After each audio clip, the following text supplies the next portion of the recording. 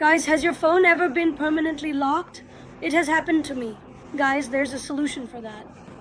The first solution is that we can effectively turn off the lower volume button and then precisely press the power button for only 15 seconds. And subsequently, you can then press the high volume button and the power button together simultaneously.